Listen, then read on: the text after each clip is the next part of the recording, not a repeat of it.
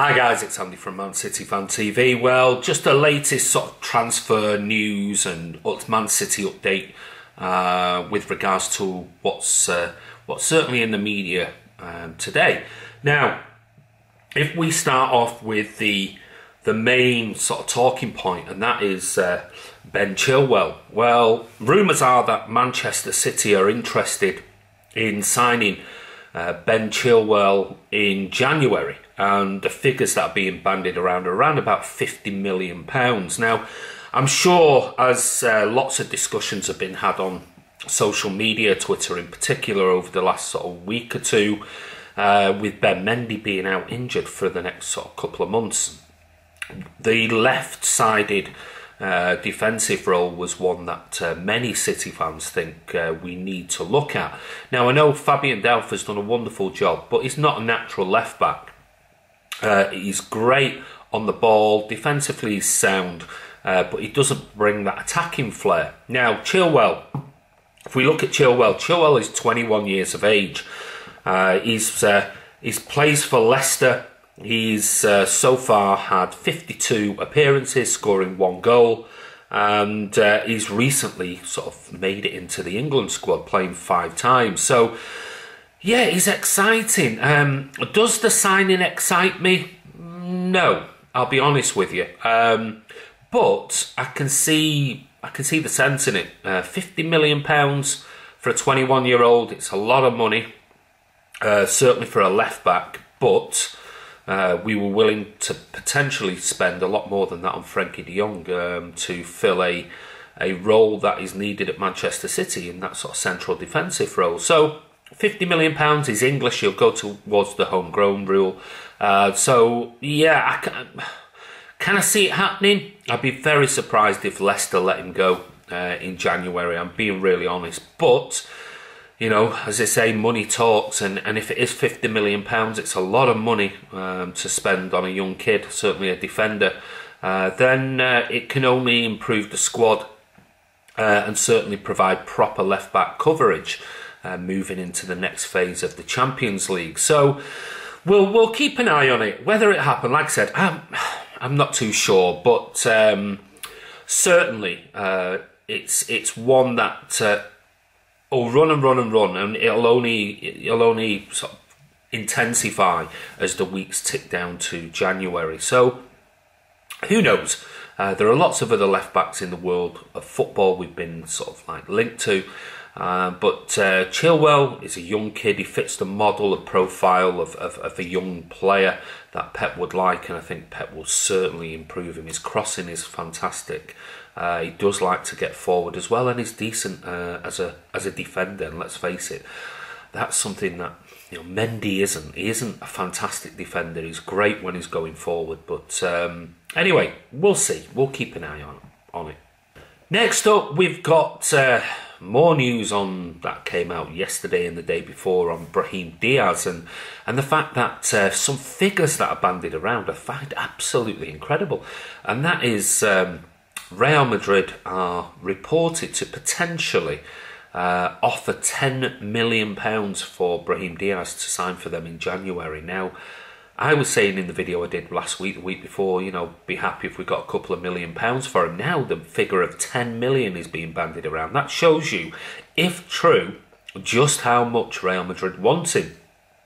Now, I know Pep has come out and said basically that City have gone back to him with a final offer to try and keep him. So it shows you that City, they're not in it for money. They want Brahim to stay at Manchester City, but they can't force him to. He's got to make that decision himself. So what will happen over the coming weeks, we'll wait and see. But for £10 million for a player who's out of contract in, 6 months' time, 7 months' time, I find it's incredible. So maybe at the end of the day, if Brahim decides to, tell City, no, I don't want to sign here, I definitely want to go to Real Madrid, then City should sit on it and go, all right, fine, fair enough. Real Madrid, 15 million, 20 million. If you want him now, that desperate, pay it. Because at the end of the day, it's money. But you can see City, I don't think we'll do that. I think if Brahim really wants to go. And if Real Madrid are willing to pay £10 million for him in January, when they can get him on a free in the summer, but potentially pay more than 10 million as a signing on fee, and I think that comes down to it, then maybe City, maybe they'll play hardball, maybe they won't. Maybe they'll just give the kid his chance and let him go. So, we'll keep another eye out on that one, because I'm sure will rumble and rumble and rumble until City come out and basically clarify the fact of whether Brahim has decided to accept City's new offer or he's definitely going to go. And then it's all down to facts and figures and money. Let's face it. The next bit of news is about Phillipe Sandler. He's back, and he's also on the City website talking about his recent return after a meniscus injury kept him out. Now, if he's already been back, and he played against Everton. He's also played against Blackburn, and then he played against Barnsley. So it's great to see the defender back, and hopefully can now rejoin the first team squad, start training, and maybe get some games, certainly in cup competitions. And he said to the website, looking through there, he said, I've been back in training for about 6 weeks after tearing my meniscus, and I had my first full game against Barnsley in the Checker Trade Trophy. It's a lot different here in England. Physically, it's more demanding, and Pep wants us to play a certain way, and one that I am, of course, learning to do that. He said you have to be confident on the ball, able to receive passes under pressure, and be able to start playing out from deep positions. That's how I played in Holland, and that's why I was brought to Man City. He said, I think my playing style is the reason I'm here now, because I play in the way the manager wants me to. All central defenders we have at City are top line players, he said, and it's a privilege to be able to train with them and learn from them every day. He said, I watch every game closely, and during every training session watch what they do and how they cope with the pressure in certain situations. He said, it's really good here. The players and the staff have been great with me, and I really like Manchester as a city, and the people are really nice too. I'm really, really happy. The main thing for me is to get fit, and I'm getting there. He said, not quite at the same match fitness level I need to be, but obviously I'm working hard to be 100% fit and ready to play if needed. If I can get an opportunity to be involved in any of the squads in the new year, it would be fantastic. But I just have to work hard and see what happens. So everybody, another player that's sort of gone under the radar we forgot about was this kid. And let's hope that he's exciting. I mean, he looks a classy player, and hopefully we can see him in the new year. Certainly in maybe some of the cup competitions, and he gets a chance as well. And just finally, a nice little sort of story to finish on. It was nice to see the City players, Man City sort of first team and the women's team, going out to local charities, and just reading a nice article on the mancity.com website. They went out with presents. The likes of Vincent Kompany was there, it goes every year. Pep Guardiola was there. Riyad Mahrez was there with Raheem Sterling, amongst many others, Kevin De Bruyne. Steph Hiughton and many of the women's team went to various local hospitals. And just having a look, they went to, let's just see, they went to the Royal Manchester Children's Hospital.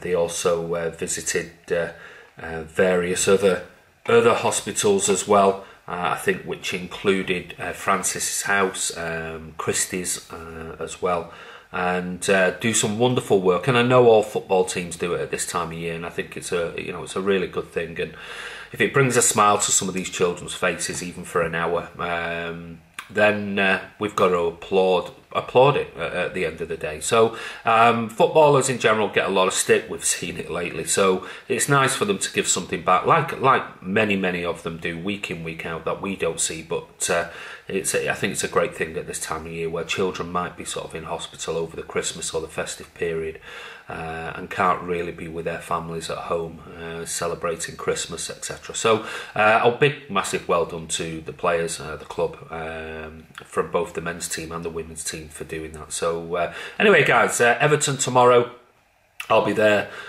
interviewing fans before and after the game, so come along and have a chat. We're normally around the City Store, the Blue Moon Cafe, We'll sort of post the videos as quickly as we can when we've interviewed the fans. But anyway, this is Andy from Man City Fan TV. Don't forget to subscribe. We're trying to push through to that 6,000 follower mark, which subscriber mark would be brilliant. So if you haven't subscribed already, don't forget, subscribe. It takes a second. Click the subscribe and click the bell icon to get a notification every time a video is posted. And we'll see you soon.